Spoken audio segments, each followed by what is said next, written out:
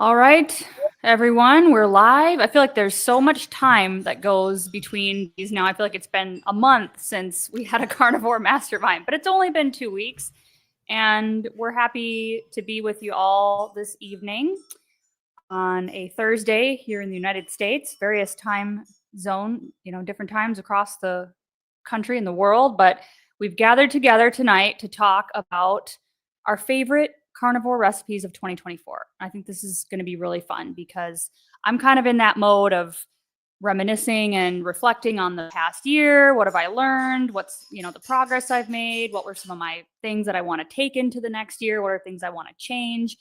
And so I got to thinking about some of my favorite recipes, the things that were really staples for me throughout this year that were like helpful as far as maintaining the day-to-day diet, sort of the things that I have on autopilot. But then there were some other things that I thought these were really fun. They came in handy recipe-wise for different occasions, different times a year. And so I thought instead of just me making a video about all my favorites, let's bring everybody together because, there's lots of great recipes. Some people are more into cooking and creating recipes than others. I'm not super into like coming up with very, elaborate carnivore recipes all the time. So that's why I brought the panel in tonight so we can all share and discuss our favorites. So, and if you're in the chat watching live tonight and you have a recipe you want to share, then please drop it in the chat. We'll bring it up and show off your recipe as well. So thank you everybody for being here as usual.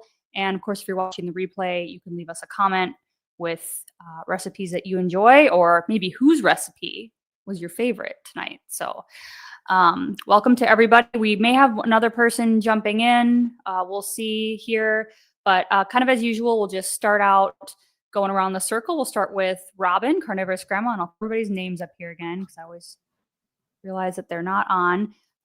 So give us, your top favorites for 2024. What were some of your staple carnivore meals?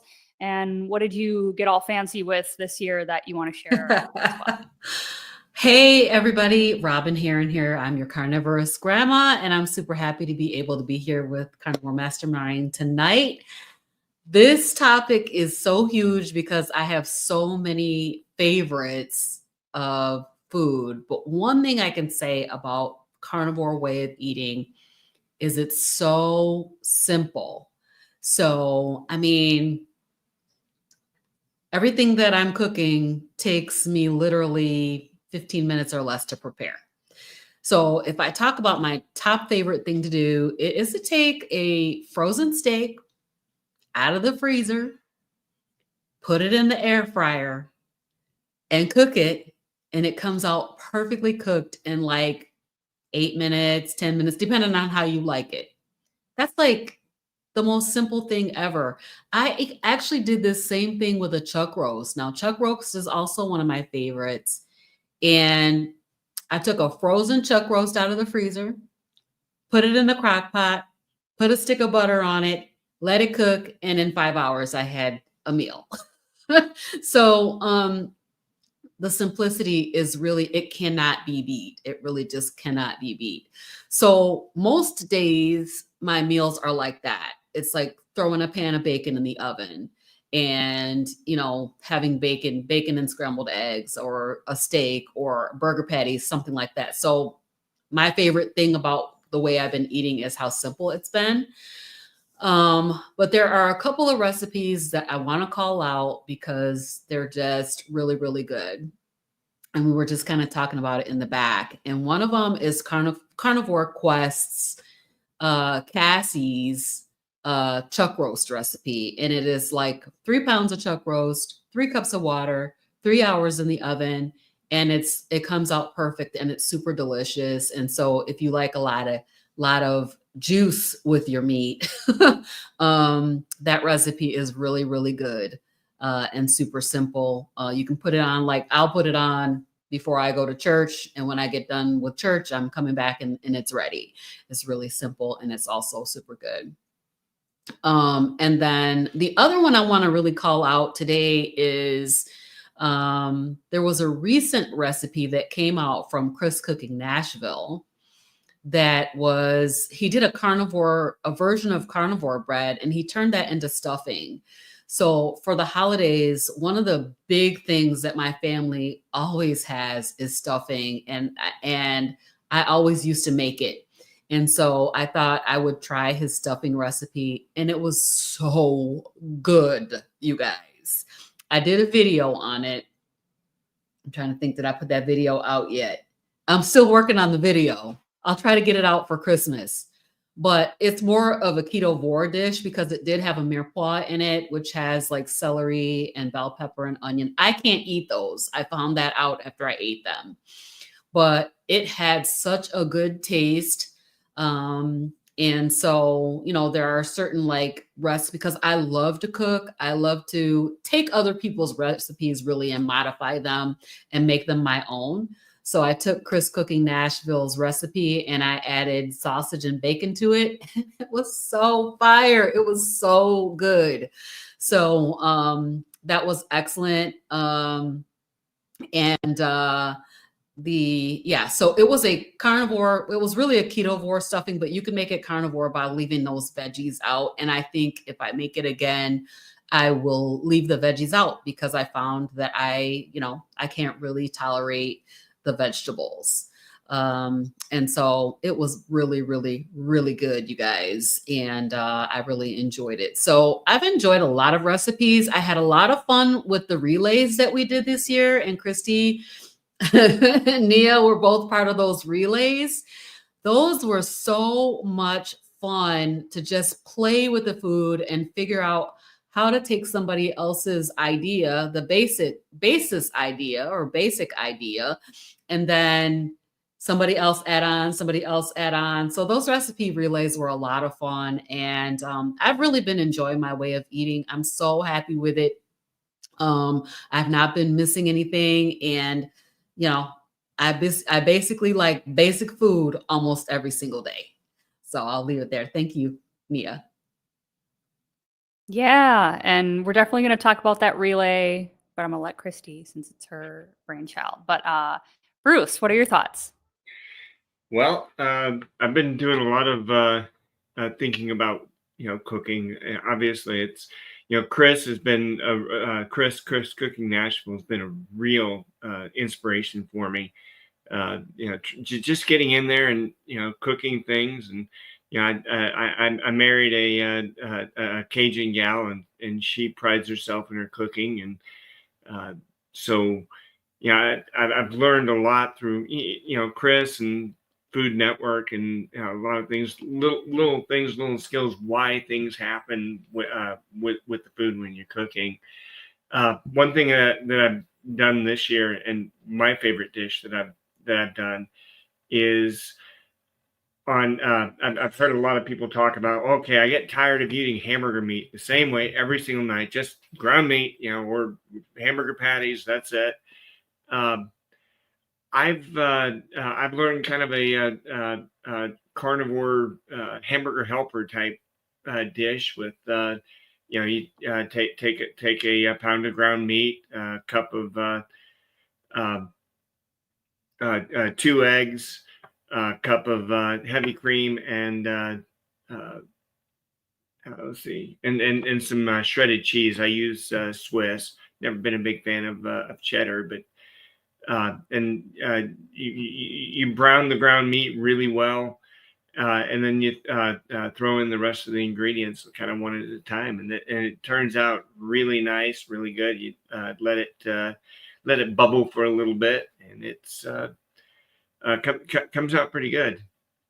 So that's one thing I've been doing a lot of. I've been doing when I first started Carnivore, I guess last year, I was making a lot of cloud bread, which is okay. It's not the best bread. It's great for making sandwiches, but it's basically separated eggs, and you beat the whites, and then put cream cheese, half a block of cream cheese in the eggs, and she beat the whites up to a stiff peak, and stuff like that. And I've also been doing a lot of grilling, and and I'll get out on the grill on Sunday and throw every piece of meat I've got in the house on that grill, and once and I'll bag everything up, freeze it in one serving portions, throw it in the freezer, and when I'm ready, I throw it in the microwave, and I'm ready to go.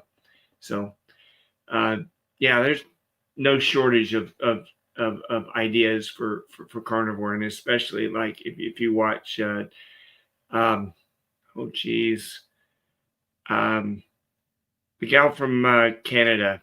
Um, you all know who I'm talking about. I just can't remember her name. Um, Anita. Anita. Anita, yes. She's got lot of really cool ideas. There's a lot of good videos all over the internet. Robin's already mentioned. Um, Robin's already mentioned one or a couple of them. So if you're getting started on carnivore keto, get out there. There's a lot of stuff, a lot of really great ideas, and you can really build off of those things very quickly, very easily. Yeah, I agree. Ketogenic Woman, Anita's channel is one of my favorites and is also my daughter's favorite, one of her favorites. She will literally request, like, I want to watch Anita, Ketogenic Woman. And she can like start to type it in now and like find the playlist. I'm like, oh my gosh, you're 4. But yeah, so good way to inspire your kids too, I guess, with fun recipes. So thanks. All right, we'll go down to Rick next. Well, as you know, I'm not a big one for cooking fancy recipes or any of that stuff. About the fanciest thing I've ever made is heart attack buns, which are basically just cheese, pork rinds, and eggs, kind of whipped up and then baked, usually in a small toaster oven because I don't want to turn on the big oven because it'll heat up the whole house. But my specialties are generally a ground beef stew, which is basically just ground beef in a pot that stews, or heart attack chicken. As you've probably seen, you get some beef tallow or lard, put it in a pot, and then get it hot enough to fry. And then you put your chicken pieces in there and it cooks right up. You can also do heart attack turkey. I made a video on that as well. You section your turkey up in pieces if you don't have one of those big fancy turkey pots, the ones that you can burn your house down with. And you just cut it in bite-sized pieces and put it on the stove and let it cook. And you can do the same thing with any meat that you like. And one of the oddball meats that I use, as you probably know, is iguana. So whenever there's iguanas running around the neighborhood and causing trouble, well, I'll catch one of them. And I have a video on that. I had one video where I had about 5 or 6 of them in my sink, and I was carving them up and I was frying them up. Sometimes I do boiled iguana, but you could do either boiled or heart attack iguana. And if I'm away, let's say I'm working or something like that, I'll have the meat in a cooler. And then what I do, I just use my portable propane grill, or I use my engine for cooking. Engine works good when you have to go any kind of distance, when you got to go like up to Palm Beach County or the Keys or something like that, and it's a long trip. You just throw your food on the engine and let it cook. And while you're working, it'll stay warm right on the engine block. So by the time that you have lunch, it's going to be ready to go and it's going to be delicious. So again, that's very simple. Um, in terms of other things, I mean, eggs, those are just fried in beef tallow, and I've done videos on that. Very simple. Pork chops generally will be cooked the same way. You put some beef tallow in the pan or in the griddle, and you throw the pork chops on there. When I used to cook bacon, I used to use a little convection oven that I have. It's a little round thing. I guess today you would call that an air fryer, but it was called the Aroma Convection Oven. It's from back in the 80s. I have that in one of my videos as well. Most of the cooking utensils and appliances I have here are quite old. I don't think there's anything from the 21st century. Everything I have is from the 20th century, starting in about the 1930s and working all the way up to maybe the 1990s. And it works. Those cast iron pans I have, those are quite old. I think one of them is almost 100 years old, and it still works. That's what I cook my eggs in. And again, it's great if you want to make a burger. There's Rick's Heart Attack Burger. Now, Rick's Heart Attack Burger is not fried. It's cooked on a pan or griddle. but those are 1/2 inch patties of ground beef. They got to be at least, let's say, 20% fat. You know, sometimes I get the, 27% fat. The fattier, the better. And you fry them up. I usually, because the pan can only hold 4 patties. So I'll fry 4 patties at once. And then I'll put my heart attack buns, one on each side, put 8 slices of cheese. And if I have it, I'll use bacon. And that's it. So my diet is really, really simple. There's nothing really exciting. And that's one of the reasons why I think a lot of my friends don't want to try the carnivore diet, because they say that I eat bland food. But then again, you know, I don't have anything against the keto recipes. That's fine if that's what you like to do. But in my case, I keep it simple. Fire and meat is basically the foundation of all my foods. All right. Yes. Someday we're going to have, I'm telling you, we need to do an engine block cooking workshop. And it could be like, bring your own cooler full of stuff, and we'll just like put it on there and then like drive around and sightsee Miami and then stop and have lunch on the beach. Like, can we do that? Can we get that booked? Okay. John, carnivore teacher. All right. Well, Rick, I've always wondered, and then I'll start talking. How do you secure the food in the container on the engine block? How do you, without it jiggling and falling to the side and everything? Is there, you have a bracket of some kind?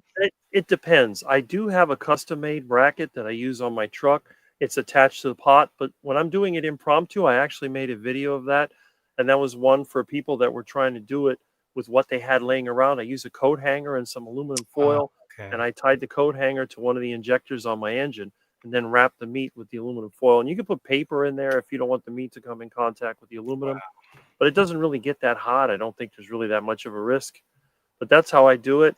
And then the other way that I've done it is on the muffler or on the exhaust manifold directly. If you want to get a more barbecued flavor, yeah, it's hot. And then you can wrap that up with baling wire, just the regular wire that you use for tying things up. So you just have to wire it on.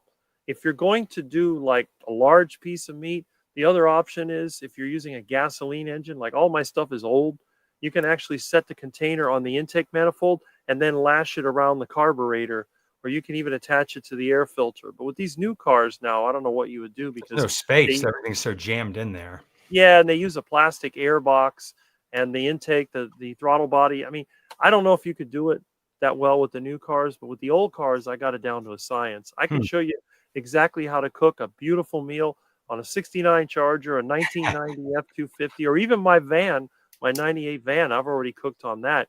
With the turbo, that gives it that extra cooking power. So you can turbo your food by tying it right next to the turbo, because that gets pretty hot.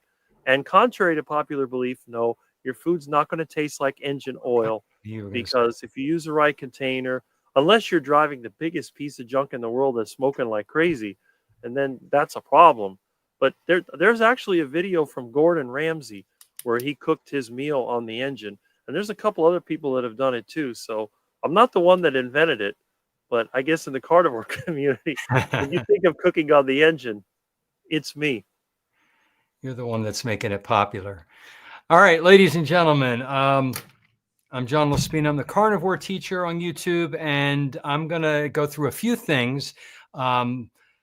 Tonight we had hamburgers, plain old ground beef on the grill with salt. Absolutely delicious. Cheap, affordable. I do that a lot. But I'm going to go over some of my favorites.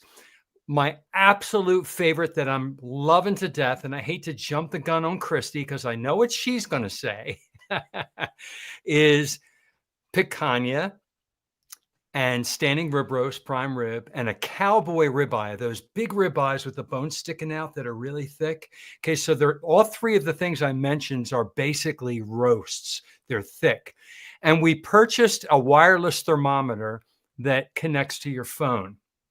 Can't even see the phone with this blue screen. And so I put the wireless thermometer in the picanha or in the prime rib or in the cowboy ribeye. We put it on our Traeger grill, which is a wood pellet grill. So it's a smoker. Put it on at like 200, 220 degrees. And depending on, you don't have to worry about the timing. It just looks on your phone. You see when it reaches the temperature that you desire, which I like it between rare and medium rare. So that's 120 degrees. for beef. And my little alarm goes off. I go out and I take it off the smoker 3 hours, 4 hours later, depending on how big the roast is. Let it sit until it reaches 125 degrees. That's what's so great about having these wireless thermometers. You know exactly where you are. And then we look at the grain and we cut against the grain on a cutting board. And oh my gosh, I salivate. I made a video showing what we have for Thanksgiving. It's absolutely out of this world. And then I still slather butter on it and put my Redmond salt. And I'm just a pig in heaven. I just love it. It's the greatest food in the world. I could eat it for the rest of my life every day. But that stuff's expensive. So those are kind of treats, especially the prime ribs, pretty expensive, and the cowboy ribeye. But when I see them on sale, like at Walmart, whatever, I go by the pound, I buy them. I'll buy 5 of them if they're on sale. I put them in my deep freezer. So we have a couple prime ribs from Thanksgiving in the deep freeze. So we're going to have one for Christmas. The next one, and that's one of the links that Nia's going to put up, and that's my bone broth soup. So the bones I just mentioned, like in the cowboy ribeye, we also do beef ribs. All the bones, after we're done, go into a bag in the freezer. When the bag is full, I take out my crock pot. I don't like to use my Instapot hot pot. I just don't like that thing. I do everything the long, slow way. So a crock pot, 12 hours on high with just water, salt, and all the bones, and that's it. And then this is how I make the bone broth. And then I, scoop it all out and put it through a sieve and put them in glass mason jars in the refrigerator. The tallow rises to the top by the next day. All the gelatinized collagen bone broth is in there. And with that, I make a bone broth soup. So that's the base. This is a little more complicated, but I kind of just invented it and evolved as I kept doing it. And in that soup, I'll take 4 or 5 pasture-raised eggs and break them into the hot soup as it's bubbling. And I let the bone broth cook the eggs. Then I take 3 or 4 heaping tablespoons of grass-finished butter. All right, that's amazing. I put some salt in there. And then whatever I had the night before, whether it was ribeye or picanha or beef ribs, I cut them up on a cutting board and I throw that in there. And then in a cast iron pan, sometimes I'll either make some shrimp in bacon grease, wild caught shrimp, or some sockeye salmon where I half cook it. Then I put that in the bone broth, let the bone broth finish cooking it. When that's all finished, okay, I'll take some Parmesan cheese, put that, it's almost like a French onion soup, but it's not French onion. I get the Parmesan cheese and it gets all melted. I'm in heaven. This is the greatest soup I've ever had in my entire life. And it keeps getting better as I make little tweaks and changes. So my bone broth soup, I love it. I have it like every 3rd day because I have so much bone broth. Another thing I like to do is make chaffles. A lot of people in the carnivore and keto community know that a chaffle is like a waffle on a waffle iron. You basically here's an example. You take 1 egg, put it in a bowl, beat it up, and stick any kind of cheese that you want in there. I like mozzarella cheese or cheddar cheese, a little bit of salt. You can add other things if you want. You put that, I take a stick of butter and I butter my waffle iron, and it looks the texture, the sight, it's exactly like a waffle. So it gives you that texture, that feel. You can use it as the hamburger patties for your hamburger if you want. I use it to dip my melted cheese and my egg drippings sometimes. So I love this topic because whenever I talk about food, my face lights up. And when I listen to all your ways, I'm jotting down all these ideas on my paper here because I just love to come up with new ways for the carnivore diet. There's so many wonderful things that we can enjoy and be healthy, and that I wish the rest of the world understood how amazing it is. Totally agree, that's so John. True. Go ahead. Sorry. Oh, I was just going to take my turn. No need for Nia to be the host. I'm on it. No, I'm just kidding. John, I agree with you. I wish everyone would eat this way too, because people ask me like, don't you get bored? I'm like, heck no, I don't get bored. When Nia picked this topic, I thought it was fantastic. And I didn't think of like shouting out other channels like, Robin, you're so awesome to think of others. I didn't do that. I was like, what do I have on my channel? You guys, I have a playlist. It's like recipes and grocery hauls together, but there are 75 videos in that playlist. So go check it out, because there's a lot of recipes. There's not very many grocery hauls. It's almost all recipes. I can't believe I've done that many. And who knew Carnivore had 75 recipes, right? People think, aren't you going to get bored? So I didn't, I knew a lot of people would say the old standbys, the old favorites, the burger patties, like we've heard. I'm going to talk about picanha in a minute because I can't help myself. But and the steaks and things like that. I wanted to choose a little bit put a little bit of a different spin on the ones that I chose. So I don't know when it was. Several months ago, I had this idea for a recipe relay. So I'm going to start out with that. I thought it would be super fun. The first one turned out so well that we did a second installment. And I think we need to do a third one. So if you have an idea for me, put it in the chat for anything you would like to see done as a relay. The first one we did was meatloaf. And then the second one we did was baked eggs. So those are the two that have already been done. If you're interested in those, you can go check them out. And on that relay, on those relays, what we did was I went first and I cooked a very simple version. Well, that very simple meatloaf that I did for that first relay made my list of my favorite recipes. And here's why, because I am not, although I am not picky, my kids are picky. And so a lot of things I will eat because I could just do plain burger patties with salt and be happy. My kids won't do that. But this meatloaf, even my non-carnivore kid who just still kind of eats standard American, I have one kid that's gone carnivore and one that hasn't yet. Both of those kids love that meatloaf. And I think I got the original serving when I tasted it for that video, and they ate the rest of it. So they were like reheating the leftovers for a day or two after. Super good. And then they requested that I make it again. So I've been making that for them, and I won't even touch it because I'm like, if you'll eat it, I'm happy eating something more simple. Once I put that together, you got food, for a couple of days.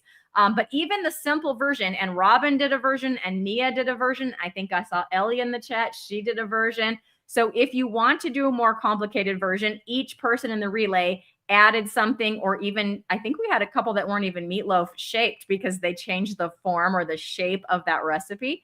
It was super cool. And if you go to my channel and watch mine, all the links are there too for the next, like you can see all of the links to all of the meatloaf videos in that description if you're interested. But I'm telling you, both of my kids, I have 2 teenagers, that recipe was a winner for sure. The next one is a spin on heart attack chicken, and I'm going to call it a spin because it's not fried. It's actually in the air fryer, but my Tasty air fryer just does a better job than I have like a different air fryer that's like, I don't know, the style with the French doors on it, and it's like super expensive and fancy, and it just doesn't do as good of a job as my Tasty does. And so I thought, let me try these chicken wings in the air fryer. So I bought a bunch of chicken wings. I melted some beef tallow. This is why it's like heart attack chicken, because I melted a bunch of beef tallow. And then I poured the beef tallow over the chicken wings. And for my son, he uses a little more, he'll use a few more spices than me. If it was just for me, I'd probably just do salt. But because it was for him, I did some onion, granulated onion and granulated garlic, and also salt with that beef tallow.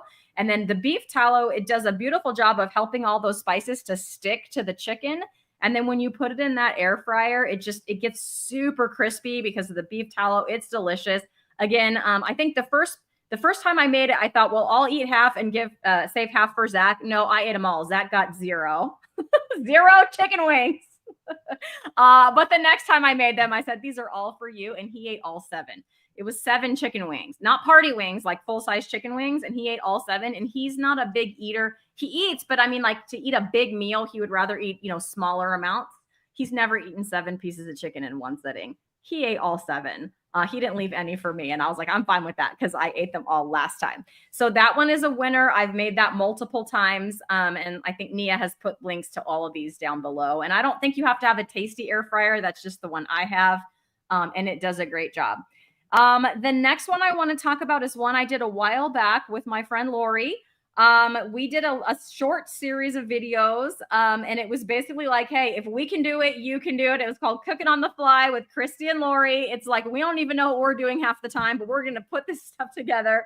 And the cool thing about that series is we each cooked something. So I made something and she made something. So in this video, she made the chicken crust pizza.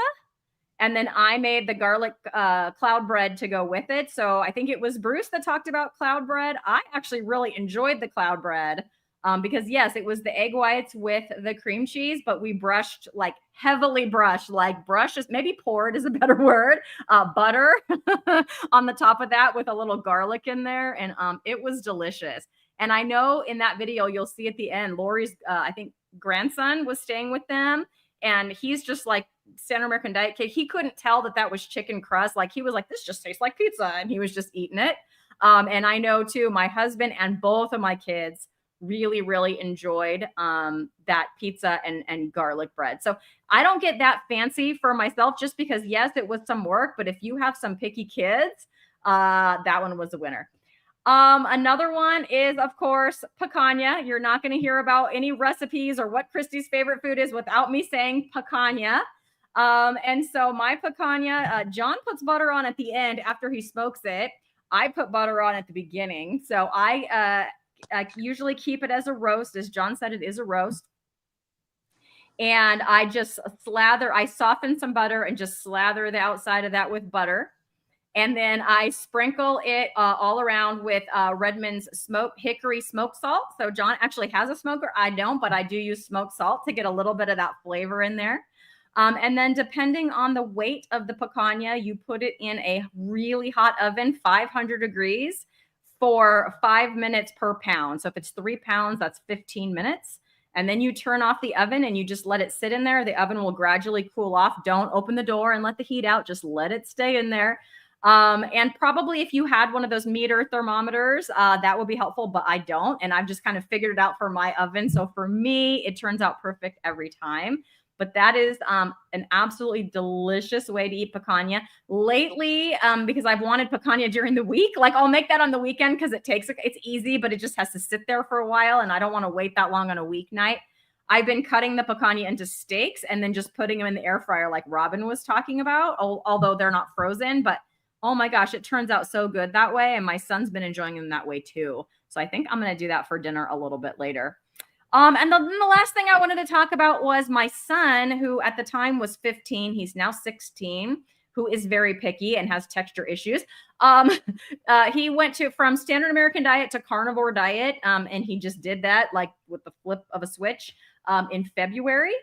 And he is still eating a carnivore diet, and we're now in December. So he's coming up on his 1-year carniversary. He said he would do a live stream with me when he hits that 1-year carniversary. So stay tuned for that. But I have been asked multiple times by people like, well, how in the heck did you do that? My kid's not going to eat ribeye. And I'm like, my kid's not going to eat ribeye either. And for sure, at the beginning, he wouldn't have eaten picanha. He wouldn't have eaten chuck roast. He wouldn't have even eaten those chicken wings. He wouldn't have eaten any of that stuff. And so I started by transitioning him with recipes like that meatloaf recipe. That was one of the first meats that we tried with him. But we tried chicken nuggets because he was very used to eating. He would eat chicken nuggets several times a week, but like the bad ones with the breading and the seed oils and all of that. And so my recipe for chicken nuggets that I made was, again, a winner with both of my kids. Both of my kids will eat these like they're going out of style. And it's just ground chicken, some pork panko, some Parmesan cheese, some bacon bits. And then you just air fry them. And they are absolutely delicious. And both of my kids love those. I haven't made those for my son recently because he started off with those, but now he's transitioned. So his favorites are now things like chuck roast, but he didn't start off that way. It was like this kind of natural transition that happened. And the other thing was I guess they're ketovore. It depends on if you put the tomato sauce in there, if they're ketovore or carnivore. But if you leave the tomato sauce out, they'd be carnivore, but they're pizza pockets because he was very used to eating those hot pockets. From the freezer aisle as well. And so that one, the pizza pockets are just a slice of, I just get the pre-sliced mozzarella cheese, put it on the bottom. I always have about a pound of sausage. I cook it up a pound at a time. It's like the Italian ground sausage. And so he just takes a couple spoonfuls of that, puts in a few slices of pepperoni, a little bit of the Rayo's marinara sauce, which is a marinara sauce that a lot of people that eat keto or ketovore will use. And then he'll put that slice of mozzarella cheese on top and just bake them. And so it kind of melts, the cheese melts together and it seals all that stuff on the inside, and you can just pick them up and eat them. I haven't even tried them. They always look and smell delicious, but he loves those. And if there's no leftovers in the fridge, like I said, I always have that sausage in there for him, and he just can make them himself. So he'll just make 3 or 4 of those, put them on a baking sheet, bake those up, and they're done in like 5 minutes. Super easy. And it was a great transition food for my kiddo, going from standard American to carnivore. So there you go. Those are my favorites. That's awesome. Yeah, and I love the kid-friendly videos too, because that's so helpful. Because we always think about, oh, what do we like?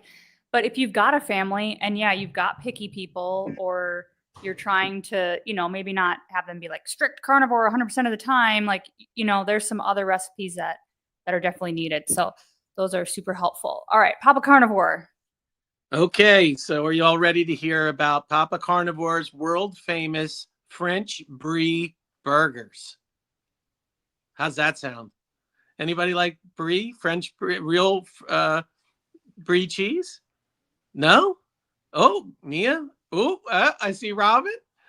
Well, so here's what I do. I take my burger. I take my Griswold vintage, Rick, you're going to love this, a vintage Griswold number 8 cast iron skillet. This thing's ancient. God knows how old. It's got to be, I don't know, 50 years old. I have no idea. I got it on eBay. You heat that up, put in some beef tallow, let that get nice and hot. Nice, big, thick piece of burger patty. Let that grill up nicely, both sides. Then what you do is we cook up on the side in a separate pan 2 or however many you want. I do 3 fried eggs, fried in grass-fed butter, right? With a little bit of salt on that, some Redmond's real salt. What I do, I then take some Brie cheese and I lay that right over the burger. Let that melt down a little bit. I pull that out, put it on a plate. Then I put some additional Irish butter, let that melt right into the top of the burger and the Brie cheese, lay those eggs over top.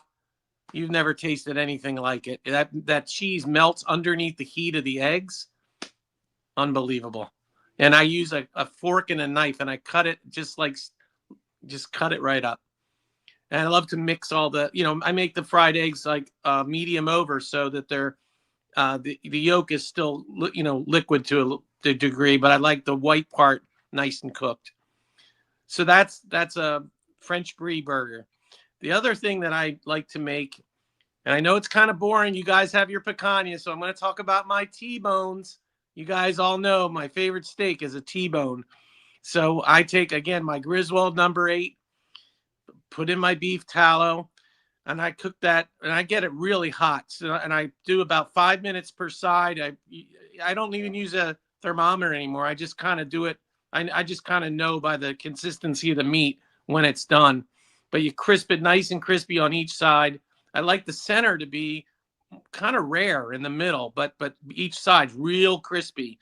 Then what I do is I melt a little bit of the grass-fed butter on top of the steak just to get it nice and glistening.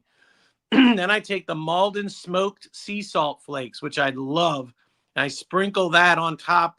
And then I take the grass-fed butter cold, and I slices on the side. And with every bite of steak, I eat a little piece of that cold butter. Oh my God, the cold butter melting at the same time with that hot steak. You have never tasted anything like that. I am addicted to the cold butter with the steak, little piece with every bite. Now remember, T-bone is the New York strip on one side and the filet on the other. So those are more less fatty cuts of meat than say a ribeye. So you really need to add some butter to it. So it's really incredible. I like ribeyes, but I love New York strip and T-bones. So I know that's kind of boring. My diet, I don't have all the funky recipes. I don't have the heart attack chicken. I don't have the Boca lizard pie. I don't have any of those things, but I have my T-bone and I got my French brie burgers. I mean, the brie burgers, that's a little fancy. Like I wouldn't call that boring by any means. I love brie. I don't eat much dairy because I feel like most of the time it doesn't agree with me, but Oh, you got that to is put something I brie on would the eat. burger. Oh, you've never had anything like it with some eggs on top? Yeah, and it's good like a higher fat content cheese Yeah. too, I feel like. So Yeah. yeah, those I think everyone is all hungry. We're all hungry now. Everyone in the chat sounds like they're hungry. I didn't think I was hungry until I came on here, but now I am. So mine yeah, overall I'm a pretty simple person. I don't mind eating kind of the same thing day to day. So I have a few staples. And if anyone's been on my channel hanging around for any length of time, you know that I actually prefer like ground beef or like burger patties, even to steak most days. And so that's a lot of, what's made up my diet over the last year. And one of my favorite ways to eat ground beef is just with raw egg yolks on top. So kind of like you were talking, Papa Carnivore, with the cold and the hot contrast, and like the texture of raw egg yolks it's so creamy. It's like a delicious sauce. I've tried whipping up like hollandaise and all this kind of stuff too with the butter in it, but it's like really it's so easy to just throw some raw egg yolks over your ground beef or steak or anything like that. So that's probably one of the things I've eaten a lot of. Now I go back and forth where I'm eating eggs or not eating eggs, but I don't eat the whites at all really ever, but sometimes I'll throw in some yolks if they sound appealing. And then everybody probably knows too, but I'm like, my whole family is just in love with jerky. Like I make ground beef jerky all the time, and brisket jerky is Ben's favorite, oddly enough, because like it's not lean. Like I slice it with the big fat chunks on it and put that in there, and the fat just turns into like, it's crispy on the outside, and then when you bite into it, especially if it's warm right out of the dehydrator, it's like that melty.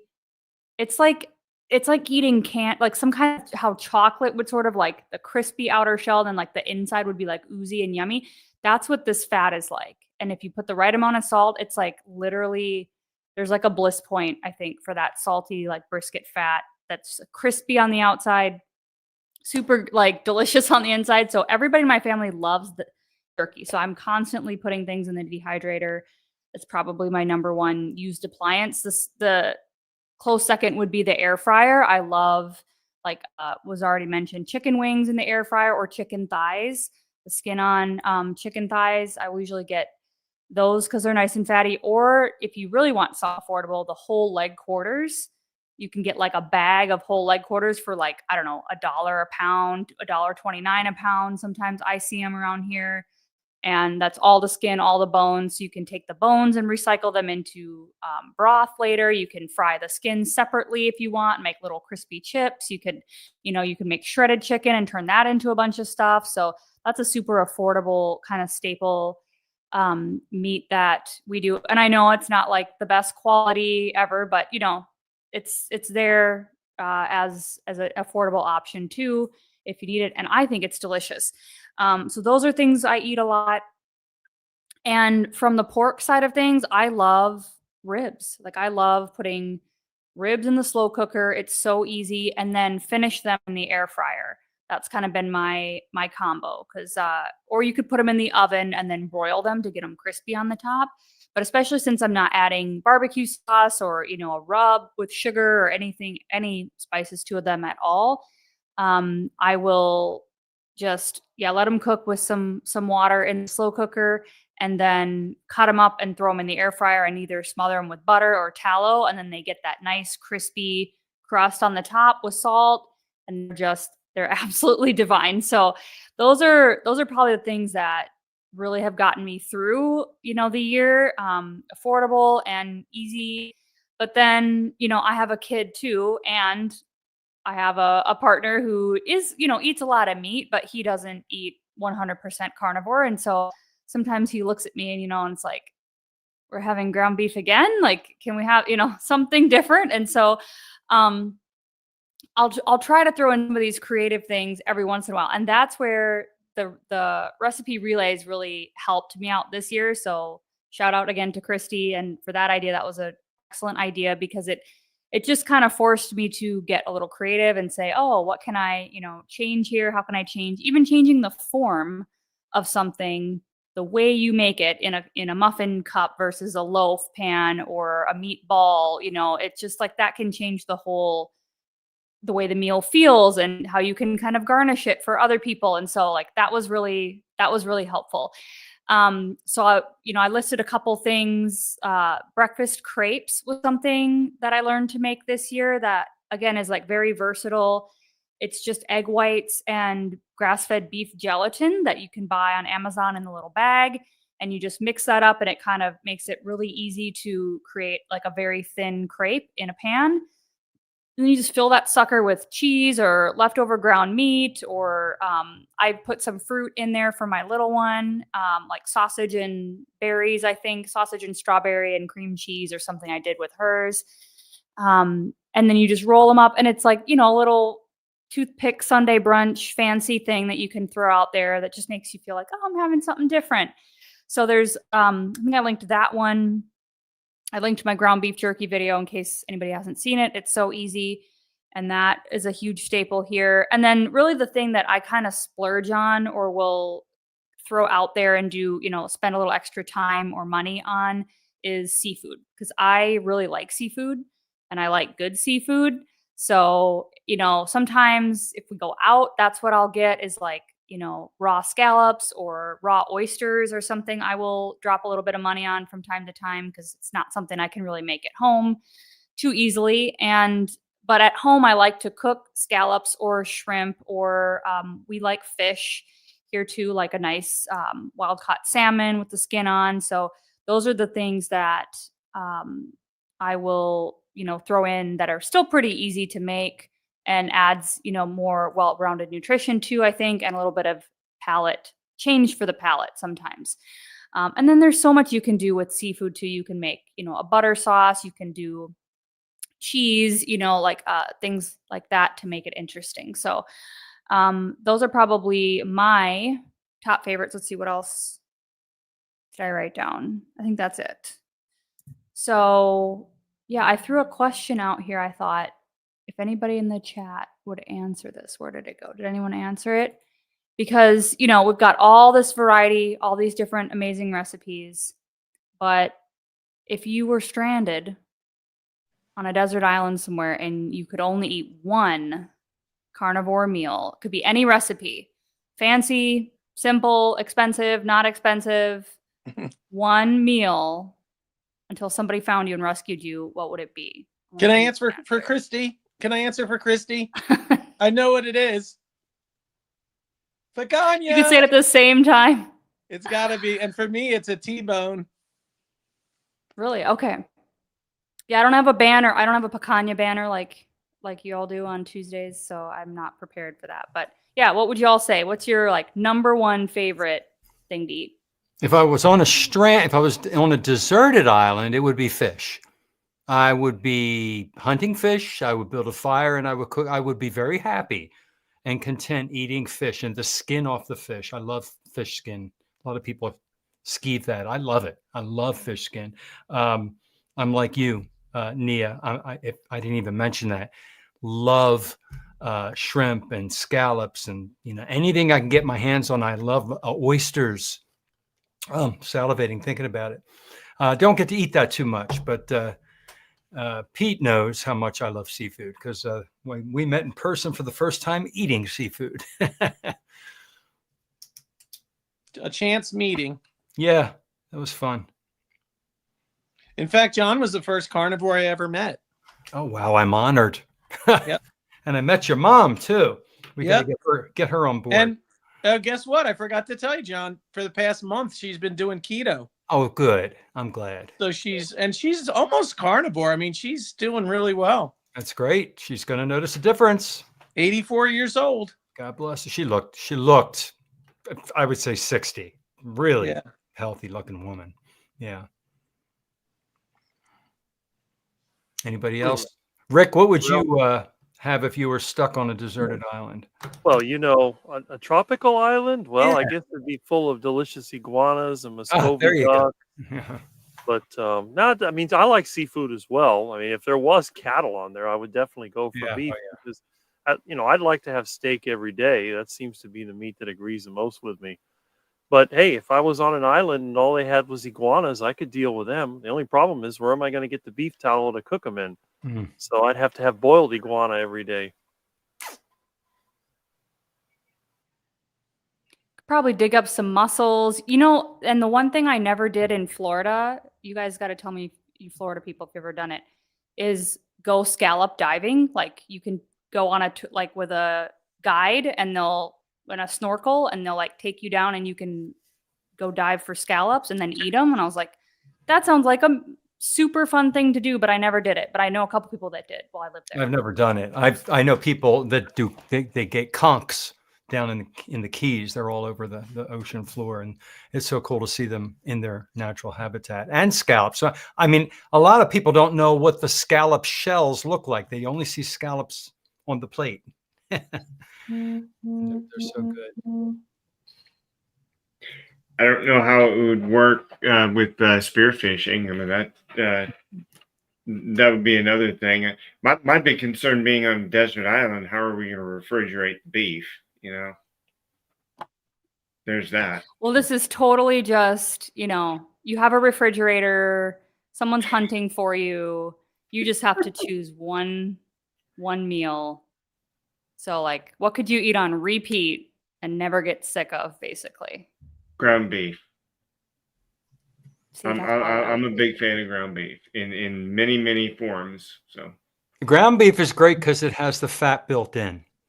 yes, That's true, but I have to say, I ate a lot of ground beef in the beginning of Carnivore, and then I got this ground beef aversion. Like I was totally couldn't eat it. I was like, nope.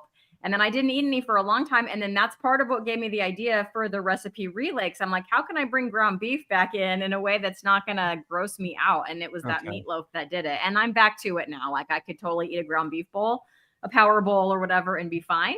But yeah, there was a few months there where I was like, nope. It just sounded so awful to me.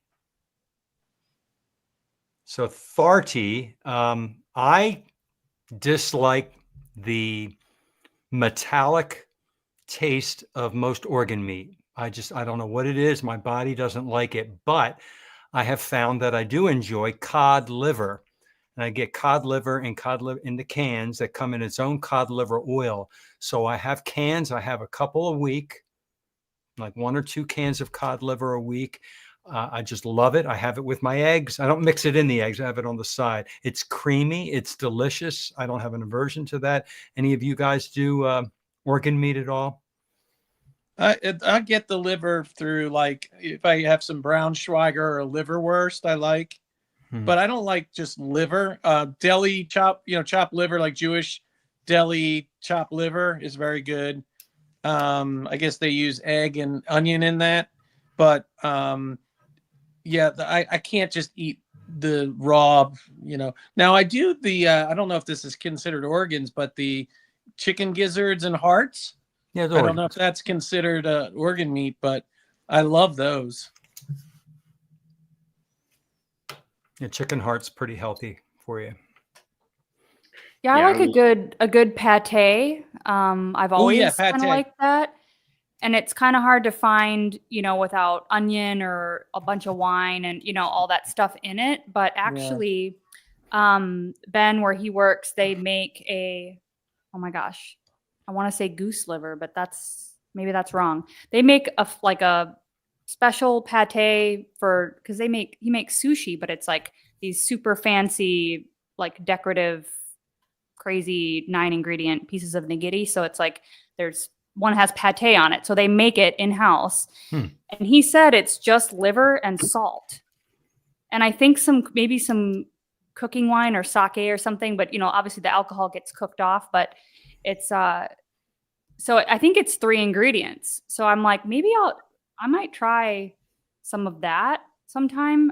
Because I'll look at it at the store, you know, and it's always got a bunch of ingredients, does, seasoning, yeah. and all this stuff in there. So I usually don't buy it. But I thought, or if I could learn to make it with, you know, very little ingredients, like I would probably try that, because I think that's really good. And then you can make meat chips. I did these for Thanksgiving, where you can either do ground beef and just like roll it as like get it as thin as possible, and then just dehydrate the living crap out of it for like 14 hours or more, and then they'll be just flaky, like they taste just like chips.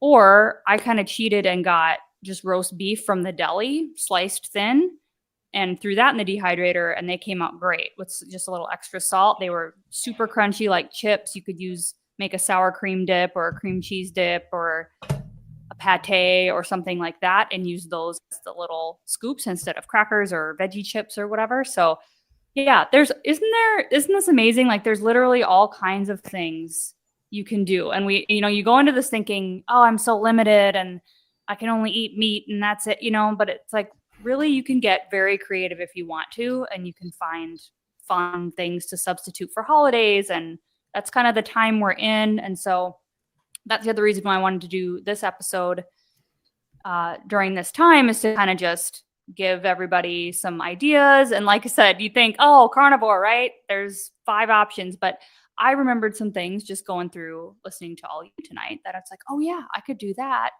Or, oh yeah, I could make that. Carnivore lasagna is another one. I forgot to mention that. I think I've maybe tried once in the very beginning. I think I'm going to make that for Christmas. Maybe a ketovore one with some red sauce in it. And then, maybe like a carnivore version, because they can eat the red sauce. Anywho, we're kind of getting close to the hour here, so I want to respect everybody's time. But I was looking for some, desert island choices in here. I guess we got some beef, a couple of ribeyes, and what else? Anybody else have a final thought or comment?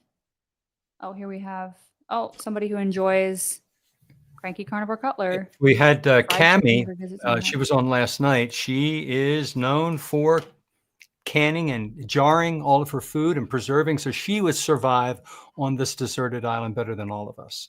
And she would have a lot to say on this topic. I wish she was here for this. But I'm glad we did this topic, because if somebody's watching this, those people that criticize and say you don't have much to eat when you only eat animal, but look at all the things we can have. Look at all the things we can do with all of the animal products that we have in fat. And it's so absolutely satisfying. And the most important thing is this is sustainable. All right. This is not a diet. This is going to last until the day we die. We will enjoy it. And it's 100% nutritious. There's nothing bad about it. There's like all benefits and no negative points to eating this diet. Yeah, I want to just say I absolutely look forward to my meals, whether it be my breakfast, the eggs and bacon, or sometimes I'll have like Nova lox with, which I love, smoked salmon. But whatever it is, and then my dinner, I look forward to, whether it's burgers and eggs, whether it's steak, whatever it is, fish, shrimp. I almost have to pinch myself. I told my mom this the other night, is that what kind of diet can you go on where you can literally eat until you're full? I eat 2 meals a day. I know, Rick, you do 3. I don't know what the rest of you guys do, but sometimes I'll have 3 meals a day, if I feel like it. But I do not hold back. I eat until I'm absolutely full and completely satisfied.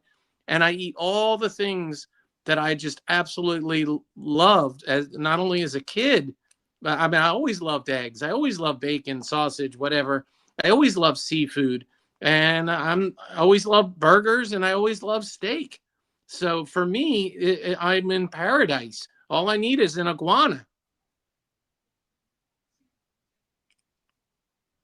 Yeah, I've never had iguana either. I've had gator, you know, and calamari is good. It's usually always fried when you get it at a restaurant, but I want to throw this up here quick. Sherry's here and wanted to share one of her recipes. Sherry has a channel.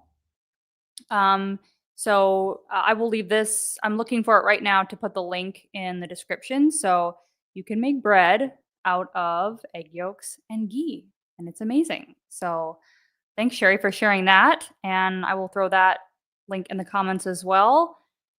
And yeah, bread recipe.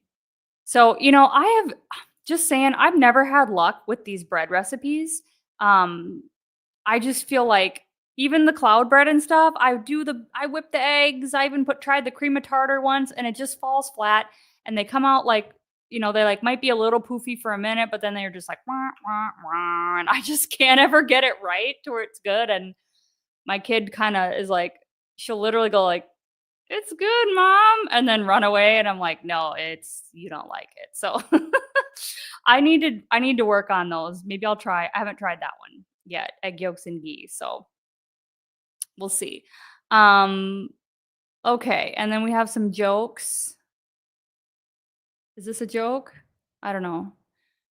Rick's my wingman, especially when he's buying at Buffalo Wild Wings. Yes. We've eaten at Buffalo Wild Wings like 3 times in the last month, I'd say, because they're the tallow frying place. So sometimes I get on a wing thing and I'm like, I just want all the wings. And so we go there sometimes if we don't have any in the house. Yeah, the But, last time I had wings is when it was on sale at Presidente for 50 cents a pound. I think I ate 10 pounds of wings. yeah, it's, you know, there's all the bones in there. So like half of it's bone and all that kind of stuff. So I can plow through some wings too. Okay. Anybody else have final thoughts, comments? Like I said, pretty much everything we talked about is in the description for you. So you can check out any of these recipes. Make sure to follow everybody on here who's linked below that's got a channel. And if you're watching the replay, leave us your recipes too, so we can all share and have some wonderful new ideas to make stuff for the rest of this year. And this has been a great year, right? I feel like, you know, made a lot of progress, learned a lot, gotten healthier. And thank you to all of you too who come on this show, have come on all year and contributed to the group and shared your time and advice and experience with everybody. I appreciate all of you. And thanks everybody in the chat for being supportive as well and sharing your thoughts and experiences. So final thoughts, anybody, before we sign off? I think it was a great video. Can't wait to try some of these recipes. Awesome. Okay. Thank you, Thanks for having everybody. fun, And Mia. yeah, of course. And we'll be back in 2 weeks. We'll have one, it'll be the day after Christmas. So if anybody's out and about day after Christmas, we'll be here again for another live. And thanks, everybody. We'll see you next time.